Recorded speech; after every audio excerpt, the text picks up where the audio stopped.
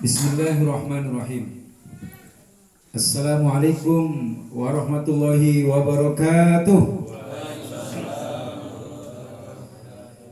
Alhamdulillah alladzi bi ni'matihi tatimmu sholihat.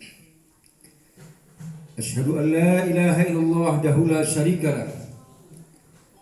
Wa asyhadu anna Muhammadan abduhu wa rasuluh. Allahumma shalli wa sallim wa barik ala habibil mustafa qaidun gurun muhajirin balagur salah wa adal amanah nasuhal ummah wa jahada fi sabilihi haqqal jihadihi amma ba'du. Qala ta'ala fi kitabil karim a'udzu billahi minasy syaithanir rajim. Bismillahirrahmanirrahim. Ya ayyuhalladzina amanu taqullaha wa qulu qawlan sadida yuslih lakum a'malakum wa yaghfir lakum dhunubakum wa may yuti'illaha wa rasulahu faqad faza fawzan 'azima. Wa qala Nabi sallallahu alaihi wasallam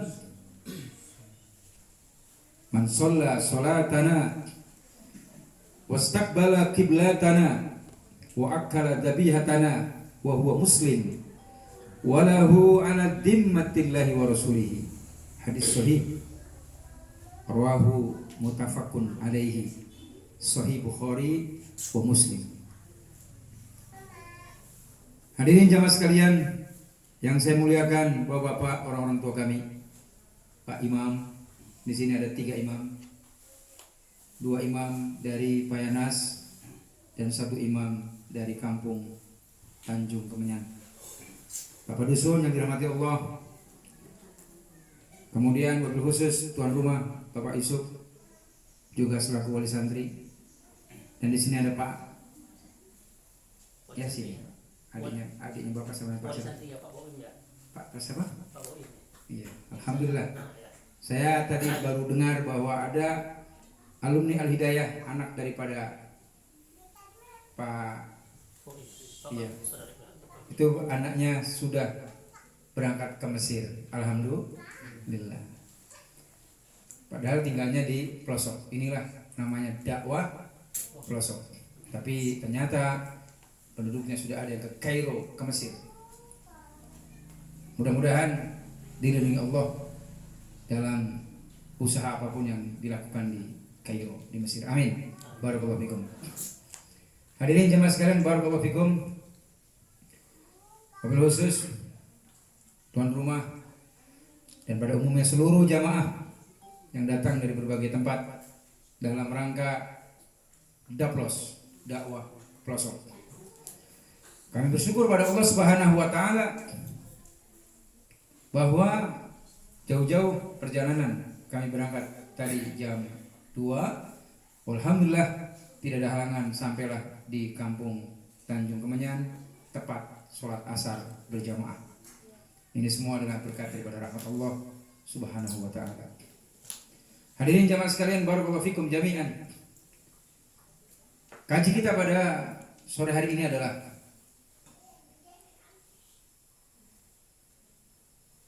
bertemu Nabi di telaganya. Kalau saya tanya kepada jamaah sekalian, inginkah bertemu dengan Rasulullah sallallahu alaihi wasallam? Sangat ingin kita bertemu dengan Nabi.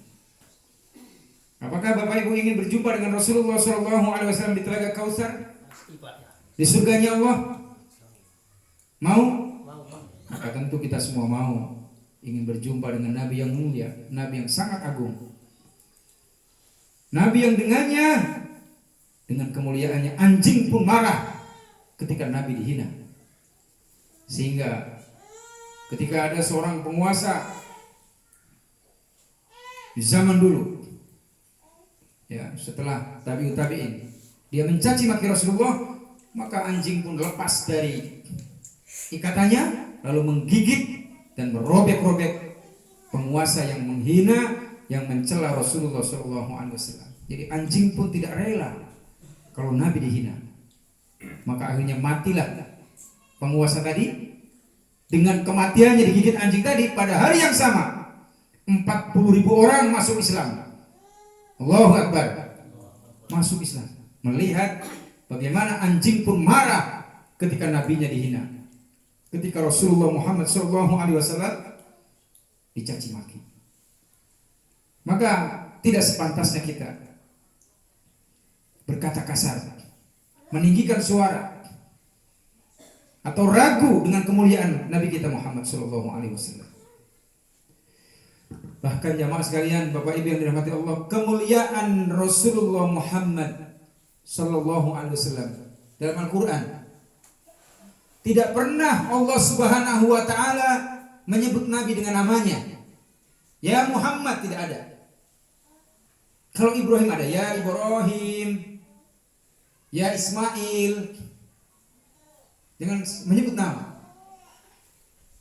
Tetapi untuk Nabi Muhammad, Allah tidak menyebut nama Nabi dengan sebutan Muhammad. Satu-satunya ayat yang Allah menyebutnya dengan Muhammad dalam surat Al-Fat, itu pun digandeng dengan kalimat Muhammad Rasulullah walladzina ma'ahu asyidda'u 'alal kufar ruhama bainahum. Lainnya tidak ada, Pak. Ketika Allah ingin menyebut Nabi Muhammad dengan kata ganti yang menunjukkan kemuliaannya, ya ayyuhal muzammil, itu sebutan Allah kepada Muhammad dengan kalimat ya ayyuhal muzammil, wahai orang yang berselimut. Ya ayyuhal mudaththir, Allah tidak menyebutnya dengan kalimat ya Muhammad. Itu kemuliaan Nabi kita Muhammad, penutup para nabi.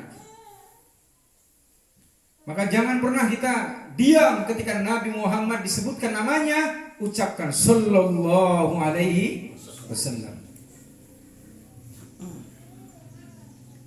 Dan hari Jumat besok adalah yaumus sholawat, hari kita diperintahkan untuk memperbanyak sholawat. Perbanyak sholawat pada Nabi, kepada Rasulullah SAW, maka nanti Allah akan memberikan pada kita keselamatan, keberkahan. Maka berselawatlah kepada Nabi, wahai mereka-mereka yang mencintai Nabi dan ingin bertemu di telaganya. Ada fadilah sholawat cukup banyak, Pak. Nanti kalau bapak-bapak baca tentang keutamaan sholawat kepada Nabi, di antaranya adalah memberikan ketenangan. Tenang hati kita kalau kita memperbanyak sholawat pada Nabi.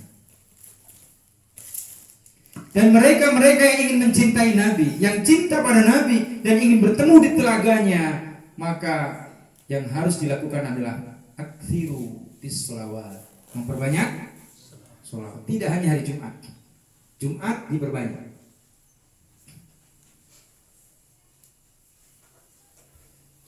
Ada seorang nenek-nenek, ini kisah nyata, Pak, di Jawa. Kalau hari Jumat pagi hari, beliau mengutip daun-daun yang jatuh bertumpuk di depan halaman masjid. Ketika daun-daun tadi jatuh, tiap hari Jumat pagi beliau kutip dengan sholawat pada Nabi. Sebanyak ribuan daun dia kutipi, ribuan sholawat dia ucapkan. Maka orang yang ingin bertemu dengan Nabi di telaganya, mustahil kalau dia itu tidak mau sholawat, nggak akan bisa bertemu dengan Nabi. Mereka yang cinta Nabi, Bapak Ibu sekalian, adalah mereka-mereka yang cinta sholawat, karena sholawat akan mendatangkan ketenangan dan keberkahan. Dengan sholawat pada Nabi, hati kita jadi tenang, hidup kita jadi berkah. Kapan dikatakan berkah? Jika hidup kita ini bertambah kebaikan, bertambah ketaatan. Itulah barokah. Ziyadatul ta'at, ziyadatul khair. Berkah itulah ketika bertambah ketaatan, bertambah kebaikan. Dan di antara ketaatan dan kebaikan yang diperintahkan Nabi adalah memperbanyak sholawat. Selain tasbih, tahmid, tahlil, yang keempatnya, kelima tadi, atau ketujuh zikir-zikir tadi adalah baqiyatus sholihat. Selain takbir, tahmid, tahlil, istighfar, juga diperintahkan memperbanyak sholawat. Sholawat tidak hanya memberikan ketenangan, tidak hanya memberikan keberkahan hidup, sholawat juga menjadikan Allah menurunkan kepada kita kecintaan kepada kehidupan akhirat. Dan kecintaan ini bertemu kepada Nabi, bertemu bersama Rasulullah SAW. Seorang Nabi yang mulia yang sampai hari ini jasad yang tidak akan bisa dimakan oleh ulat maupun dimakan oleh cacing. Sebab Nabi mengatakan bahwa seluruh para nabi jasadnya utuh, tidak akan dimakan ulat dan cacing. Dan orang-orang Yahudi mereka tahu betul jenazah Nabi Muhammad tidak dimakan cacing dan ulat, maka mereka berkali-kali ingin mencuri jasad Rasul yang mulia ini. Dibuatlah, kalau nanti Bapak Ibu buka sejarah kota Mekah dan Madinah, di situ ada kisah berkali-kali orang Yahudi membuat terowongan bawah tanah untuk mencuri jasad Rasulullah. Tapi saat itulah penguasa Saudi bermimpi ada orang yang akan membahayakan kemuliaan Nabi, jasad Rasul. Akhirnya kemudian tertangkap. Dia perintahkan askarnya cari, tertangkaplah berkali-kali, Pak. Karena memang Al-Quran mengatakan bahwa orang Yahudi itu mengetahui Muhammad Sallallahu Alaihi Wasallam seperti mengetahui anaknya sendiri. Ya'rifunahu kama ya'rifuna abna'ahum. Tahu betul. Maka jamaah sekalian, mari kalau kita ingin bertemu dengan Nabi di telaganya, memperbanyak shollu ala Nabi. Telaga Nabi yang begitu indah. Kata Nabi Sallallahu Alaihi Wasallam, haudi, telagaku, putihnya lebih putih daripada salju. Abyadu minal salji, ahallu minal asal. Telagaku, airnya ini manisnya lebih manis daripada madu, kecuali madu pahit. Karena madu pada asalnya adalah manis. Madu manis, Pak? Ibu-ibu, madu manis? Di madu? Manis. Masya Allah. Jadi telaganya Nabi ini manisnya lebih manis daripada madu, putihnya lebih putih daripada susu. Ya, susu atau salju. Dan apa namanya, gayungnya itu seperti bintang-bintang di langit jumlahnya. Itulah jumlah gayung-gayung yang ada di telaga Nabi, seperti bintang-bintang di langit, jumlahnya banyak. Ada duhu ka'adadi najm fis sama. Faman syariba minhu lam yadma abadan. Maka barang siapa yang meminum di telagaku, di telaga Rasul, satu teguk saja, dia tidak akan kehausan daiman, selama-lamanya enggak akan kehausan. Tetapi jamaah sekalian, pada redaksi hadis yang berbeda disebutkan bahwa ada umat Nabi Muhammad SAW yang tertahan tidak bisa minum telaga Nabi. Sahabat bertanya, siapa ya Rasulullah umatmu yang tertahan untuk tidak bisa minum di telagamu? Mereka adalah orang-orang yang dulu ketika aku meninggal dunia, mereka kemudian membuat syariat baru yang tidak pernah aku berikan sabdanya, petunjuknya, hadisnya, katakanlah.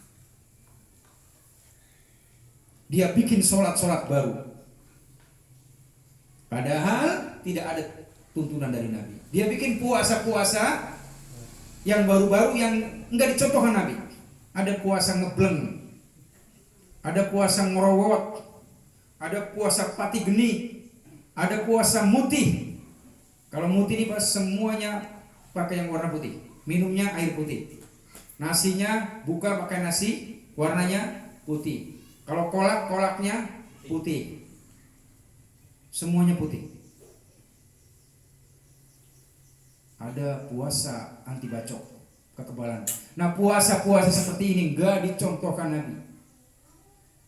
Puasa yang dicontohkan Nabi sudah banyak. Ada saum Ramadan, saum Daud, saum Arafah, saum Zulhijjah, saum Syawal. Ini saum yang dicontohkan Nabi, yang dibenarkan. Tapi kalau membuat puasa-puasa baru yang tidak disyariatkan, maka orang-orang seperti ini dia akan tertahan, tidak akan bisa minum dan bertemu Nabi di telaganya. Dia umat Nabi Muhammad, tetapi dia membuat syariat baru. Dia tawafnya bukan di Ka'bah, tetapi dia tawafnya di kuburan, 7 kali muter-muter kuburan syekhnya. Itu juga enggak boleh, karena dia membuat syariat baru. Dia bikin Ka'bah sendiri di India, kemudian muter-muter orang tawaf di Ka'bah yang ada di India. Ini syariat yang tidak dibenarkan dalam Islam. Maka bapak-bapak ibu sekalian, kalau kita ingin bertemu Nabi di telaganya, tegakkan sunnah Nabi sekecil apapun. Karena sebenarnya tidak ada sunnah kecil, nggak ada. Semua sunnah itu adalah azim, agung. Jadi kita ingin bertemu dengan Nabi Sallallahu Alaihi Wasallam, berjumpa di telaganya, tegakkan sunnah Nabi. Apalagi hidup di zaman fitnah. Hari ini kita hidup di zaman fitnah. Ada 2 fitnah. Pertama fitnah syubhat, kedua fitnah syahwat. Ini ngeri-ngeri sedap. Hari ini ngeri-ngeri sedap kalau punya anak perempuan. Bapak Ibu punya anak perempuan usia 16, 17, 18 tahun, 20, 21, udah siap nikah, nikahkan. Jangan nunggu 30 tahun. Jangan nunggu 29 tahun. Anak perempuan kita usia 20, 22, 23, daripada bergaul bebas, segera nikahkan. Karena hari ini zaman banyak orang yang kena syahwat, mengikuti syahwat. Terjadilah perbuatan nista, terjadilah pelanggaran asusila. Itu karena orang tua tidak ketat dalam mendidik anak. Dan ada hadis Nabi Shallallahu Alaihi Wasallam terkait dengan istiqomah menegakkan sunnah di zaman fitnah, bahwa kata Nabi Shallallahu Alaihi Wasallam, al ibadatu fil harji kal hijrati ilayya. Sahih, Rawahu Muslim. Perhatikan Pak, Bu, perhatikan. Ini bagus sekali hadisnya. Siapa yang ibadah istiqomah, teguh, taat di zaman fitnah, maka dia kata Nabi, ibadahnya itu seperti hijrah bersamaku. Hijrah dari kota Mekah ke Madinah itu perjalanan yang berat. Mekah ke Madinah perjalanannya 500 km, sama dengan perjalanan dari Alur Gantung ke Banda Aceh. 500 km. Dan bukan pakai Avanza, bukan pakai LZX, bukan pakai Alphard, tapi menggunakan unta dan sebagian jalan kaki. Jarak Alur Gantung Banda Aceh. Saya tanya nih Pak Imam Supar. Pak Imam Supar kalau berjalan dari Alur Gantung ke Banda Aceh, kuat nggak Pak? Alur Gantung Banda Aceh. Siap? Kira-kira kuat nggak? Belum sampai sana masuk rumah sakit. Berat. Banda Aceh Alur Gantung jalan kaki. Belum dites Pak Siwar? Kita akan tes nanti. Jadi berat hijrah itu Pak. Dan beratnya hijrah itu bisa diimbangi dengan apa? Istiqomah di zaman fitnah. Menegakkan sunnah, menjaga sunnah di zaman fitnah, itu pahalanya seperti hijrah bersama Rasulullah Sallallahu Alaihi Wasallam. Termasuk menuntut ilmu. Ini menuntut ilmu kan ibadah Pak. Berarti menuntut ilmu di zaman fitnah itu pahalanya sama dengan hijrah bersama Nabi Muhammad Sallallahu Alaihi Wasallam. Dan hari ini kita menuntut ilmu, datang bermajlis ilmu. Ini pahala luar biasa. Semuanya dapat pahala. Supirnya, kernetnya, pimpinan lajisnya, pimpinan yayasannya, RQ-nya, termasuk tuan rumahnya yang sudah menyediakan udang tiger. Ini pahalanya mengalir. Subhanallah. Jangan dianggap sepele, Pak. Dan yang paling besar paling termasuk adalah Bang Jubir yang menjadi tim pembuka, menyiapkan semua dari jarak jauh. Bang Jubir luar biasa, yang memberikan semangat semua para pimpinan yayasan, pimpinan lembaga sosial, pimpinan lembaga lajis, berangkat semua. Subhanallah, siang-siang berangkat, tidak digaji. Al-ajru minallah, gajinya dari Allah nanti. Kalau saya cuma ngomong doa, ceramah, setelah itu makan enak, minum enak, udah ya dapat pahala juga, tapi tidak sebanyak supir kemudian tuan rumah yang begitu banyak mengorbankan keringatnya di jalan dakwah. Maka pernah saya bernasib dalam sebuah video yang saya buat, kemudian cukup viral, ada disebutkan dakwah itu butuh pengorbanan, dakwah butuh kesabaran, dakwah butuh keikhlasan. Tiga-tiganya adalah pondasi menjadikan dakwah betul-betul bukan sambilan. Karena dakwah sambilan akan menghasilkan dai sambilan. Barakallahu fikum jamaah sekalian. Yang terakhir, saya tidak usah berpanjang lebar. Yang terakhir, kalau Bapak Ibu sekalian ingin bertemu dengan Nabi di telaganya, bertemu di surganya, jangan tinggalkan doa ini. Udah saya share juga di grup-grup kajian kemarin di rumah Quran. Tempelkan di rumah kita, di ranjang tempat duduk kita, di atasnya itu tembok, tempelkan doa ini. Doa ingin berteman dengan Nabi. Kalau Nabi Shallallahu Alaihi Wasallam, ini adalah doa yang diajarkan Ibnu Mas'ud, dan Nabi membenarkan tuntunan doa ini. Doa ingin bertemu dengan Nabi di surga di telaganya. Allahumma inni as'aluka imanan la yartad wa na'iman la yanfad wa murafaqatan nabiyyika Muhammad sallallahu alaihi wasallam fi a'la jannatil khuldi. Rawahul Hakim. Ya Allah, aku minta padamu iman yang tidak goyah, imanan la yartad, na'iman la yanfad, nikmat yang tidak terputus-putus, enggak ada putusnya.